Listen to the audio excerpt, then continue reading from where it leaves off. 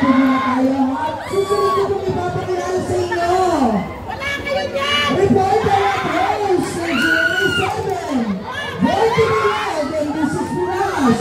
Giting ng Pasig, palagpakan po natin, Councilor Kiko Rus. Namumipor po sa eskwelahan at iba't ibang government infrastructure. Alam niyo po, sa batas, illegal po ito. Laban po sa batas na magpatayo ng government infrastructure sa mga lupa na hindi nakapangalan o hindi napipili ng gobyerno. Ang dami pong school nila nakakalukot. Mga nakamatayan na ng lola nila, nakamatayan na ng mga magulang. Ilang administrasyon na naghahabol ng mga anak. Never nakamit yung hostisya. Kaya sabi ni Mayor Vico, ang susunod na magsasalita, ang kakampi ng pag-asa. Giting ng Pasig, palakpakan po natin, Vice Mayor Dodo Jaworski! Magandang umaga sa ating lahat. Good morning! Talagang napagod po ng morning. Alam niyo bakit? Napakainit ang pagkakat ng buong barangay Sagad sa buong giting ng Pasig. Kaya maraming salamat po. Kanina po nga, nangangamay po ako. Sabi niyo sa nanay, sabi ko, Nay, pwede yung support ko sa inyo. Sabi niyo sa akin, siyempre pwede naman. Kasi puro poster na kalaban yung date niyo. Sabi niya, huwag mo pansinin yan. Sila lang nagkabit yan. Diba straight giving kami.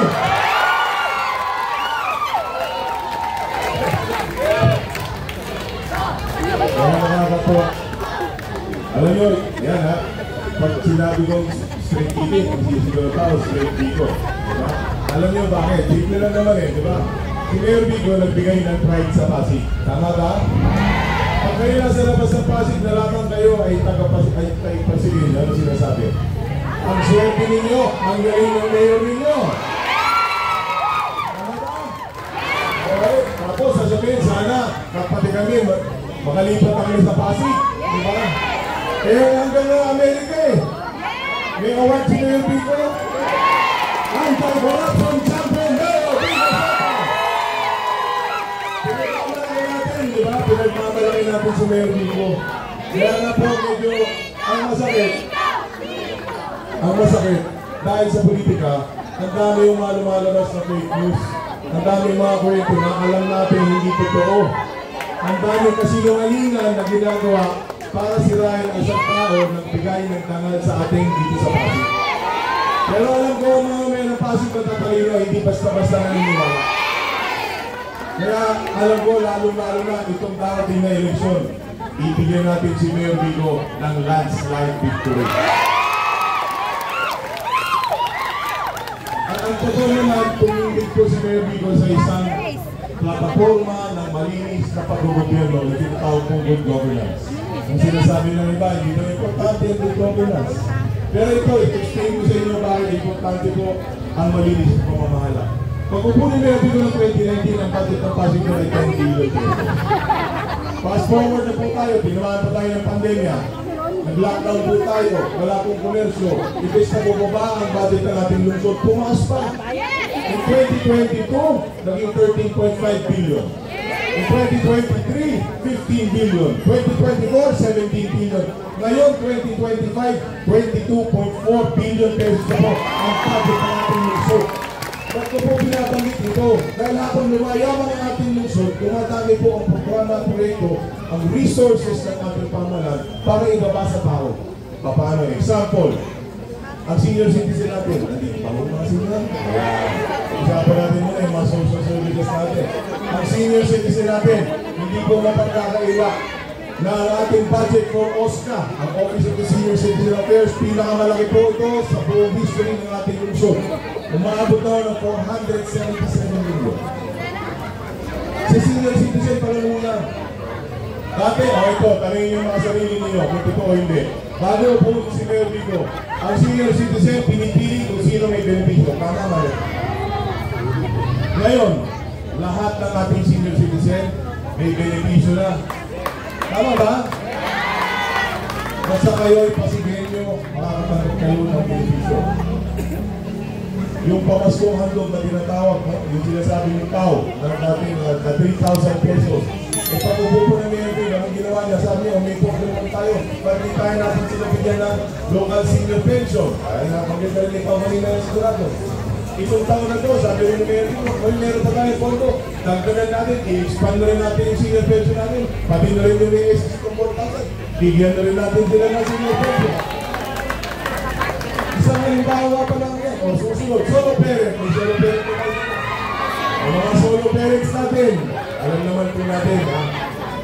Sa Pasig, ang Pasig ay isa sa 5 na syudad sa buong Pilipinas na nag-implement ng Solo Parent Act na nagbibigay ng suporta 1,000 pesos naman yan na tatanggap ng ating mga solo parents. No?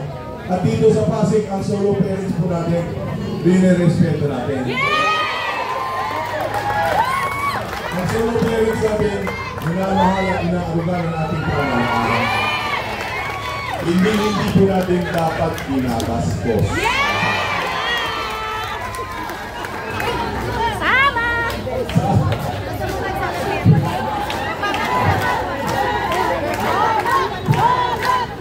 Isa po, ang PWD sector po natin.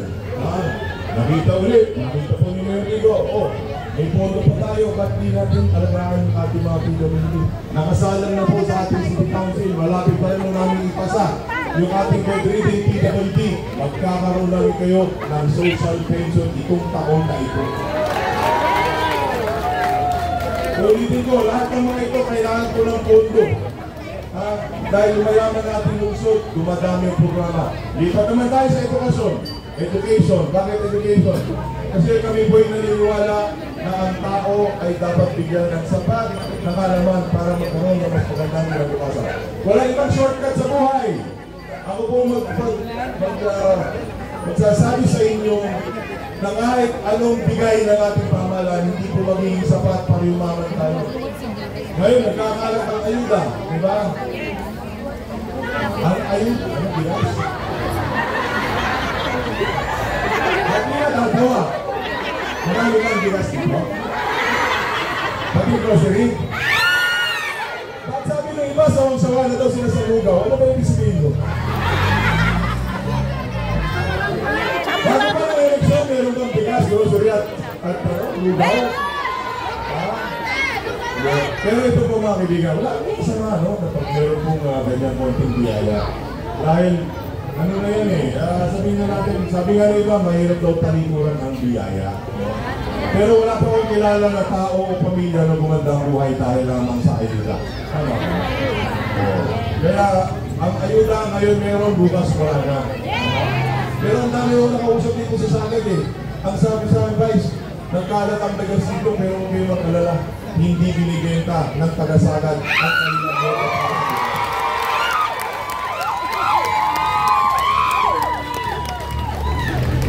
Kaya, ano po, dito sa Sagad, talagang munag-nagising na ang tao. Naniniwala ako na ang mga taga-Sagad, buong-buo ang prinsipyo.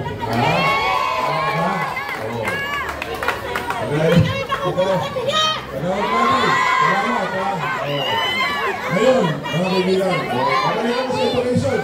Kakalimutan ko tuloy sa television. Nabanggit lang yung ayuda eh, nakalimutan ko. Balik tayo sa information. Okay. So, 2 weeks ago, nandyan po ako sa nagpayong kami. Nasa nagpayong po kami. May lumapit po sa akin, sabi niya, Vice, ako yung dating leader mo nung tumakbo kong mayor ng 2007. Kasi lumaban po tayo lang.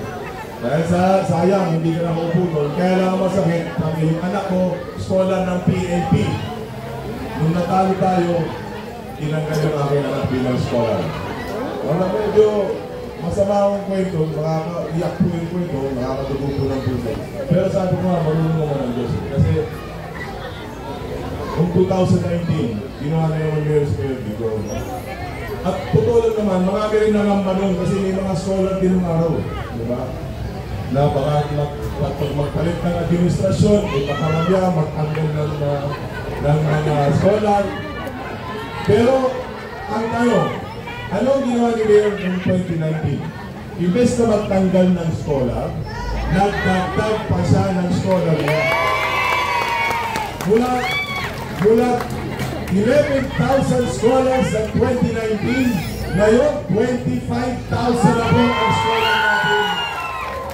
Ulitin ko ang dumalo yung scholar natin dahil yung mayaman ng ating lungsod. Okay? Hanggang college na, meron na tayong libre. Ilang araw, di ba ang PNP may bayan? Kalahati niya, binayaran po ng ating mga magulang. Kalahati po subsidized ng gobyerno.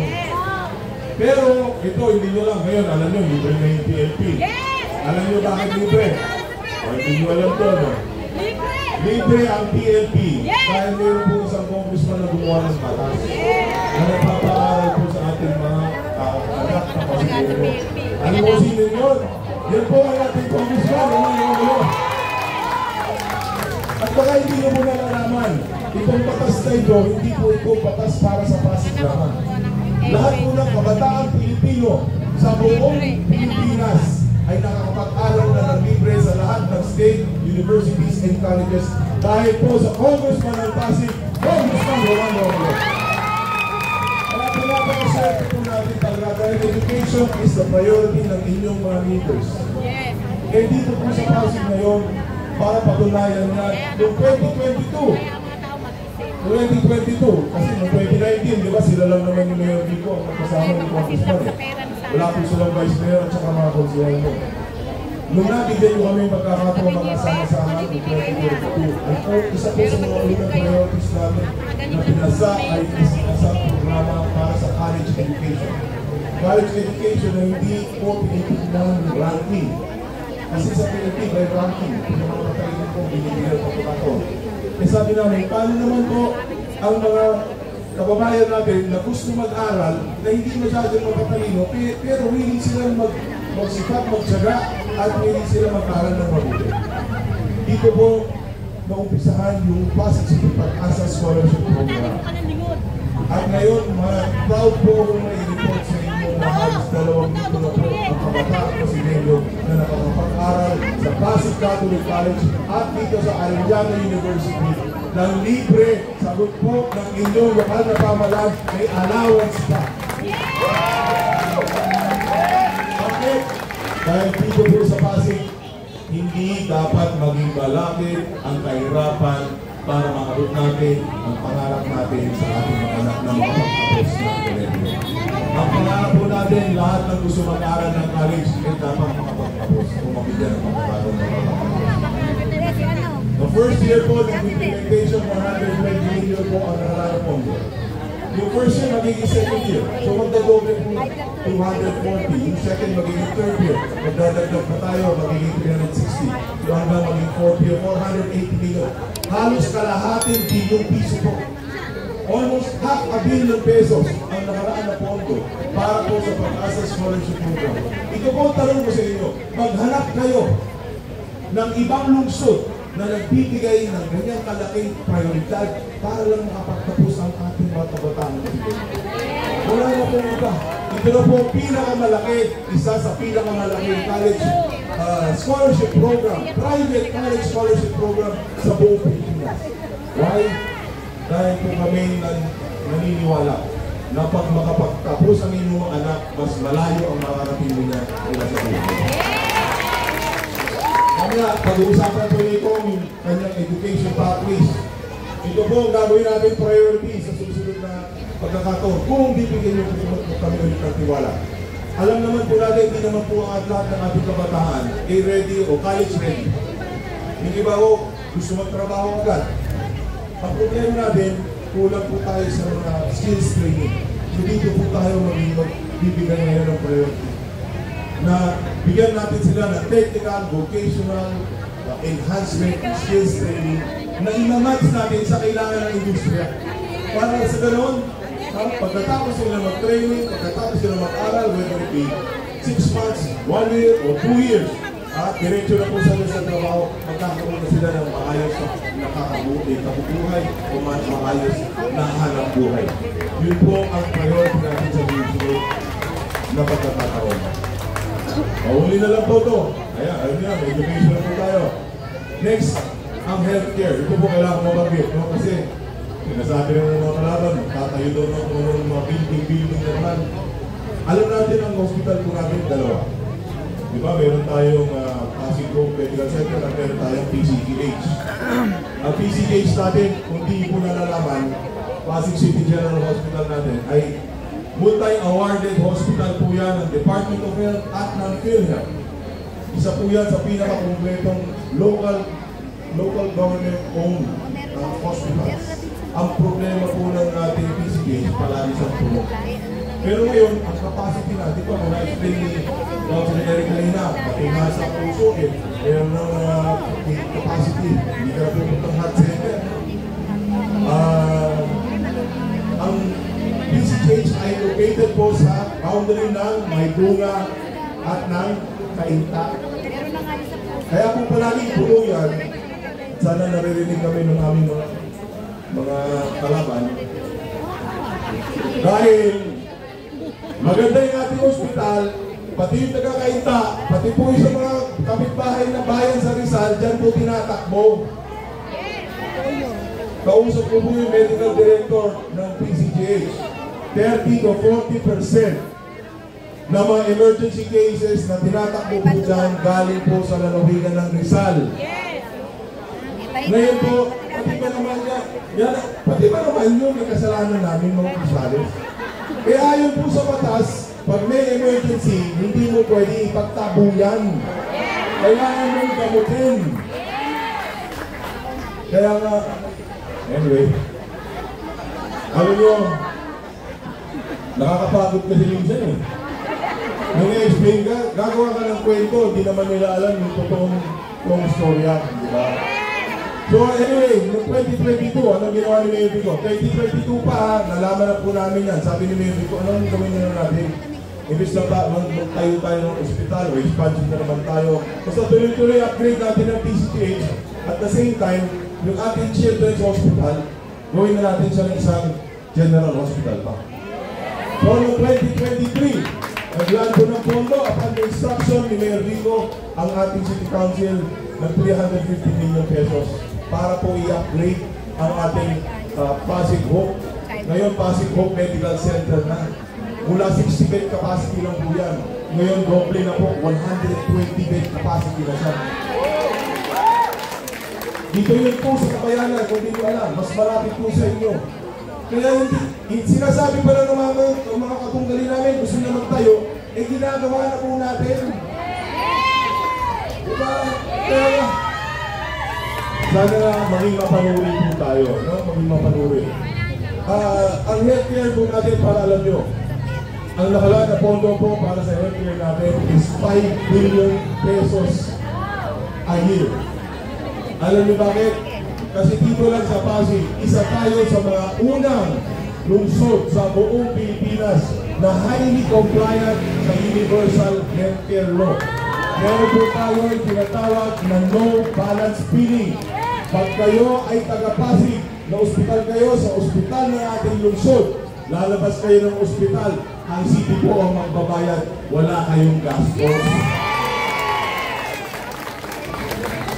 So mga kaibigan, na-explain ko na. Ulitin ko, paano nangyayari na kaya gumastos ang ating lungsod sa mga programang katulad na ito? Dahil po yung mayaman ng ating bayan. Bakit yung mayaman ng ating bayan? Nung araw kasi, nung araw magbabayad ka ng 100, sasabihin sa'yo, ay, yung 100 mo, makakatibig ka ng 40, 60 na lang bayad mo. Yung 30, may resibo. Yung 30, isang lang. Ganun po ang style ng araw. Ilanggal po ni Mayor Vico na. At ginawa niya paano? Sa Office of the Mayor, inalis niya lahat ng korupsyon. Yung SOP, inalis niya. Kaya ang tao sa ilalim dapat sumunod.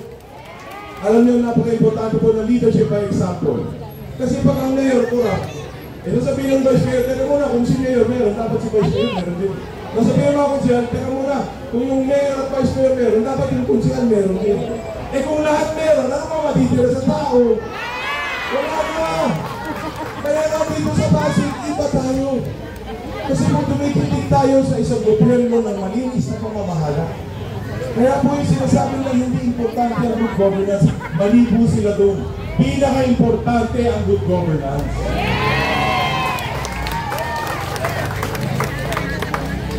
Ngayon, kailangan ko humingi ng tulong. Tulong dahil po sa ating mga konsehal. Nung last election, binigyan nyo kami ng 5 sa 6. 5 out of 6 ang binigay nyo sa amin dito sa District 1. Baka pwede naman itong 2025. I-6 out of 6 na po natin. Alam niyo bakit? Ang konsehal po ang gumagawa ng batas. Dati po ang konsehal ginagawa. Pagdating na sa pagsulat ng batas, binibigay na lang. Pagdating sa floor, sinususpend yung rules, pinapadepensa yung mga department head. Ngayon, hindi po pwede, pinagbawal mo yun. Pag hindi ka marunong magdepensa ng batas na sinulat mo, hindi ka dapat maging konsehal. Kasi trabaho mo yan eh. Ang trabaho dati ng konsehal, maghintay ng perang dumaan sa kapara. Totoo po ito. Inalis mo po yung ang dating financial assistance na dumadaan po sa vice mayor at councilors mo, tinanggal mo lahat. Alam niyo bakit? Kasi nakala natin yung babae, bibigyan ng 500 si nanay, 1,000 si kuya, o 500 ka naman dito. Yun pala, binubulsa milyon. Inalis mo po yung lahat. Ngayon kahit sino, wala nang dumadaan sa palad namin. Kami transparent po kami. Ang pondo po nakalaan para sa social assistance nasa 70 million pesos. Alam naman yung 70 million ng araw. Akala natin ang babae, bigay na 500, yung pala 70 million na ang naka-budget. Tinanggal ko po lahat yun. Ngayon yung mga konsehal nyo, ang inuuwi na lang pera nila sa mga bahay nila, galing na lang po sa kanilang mga sweldo. Wala na pong iba.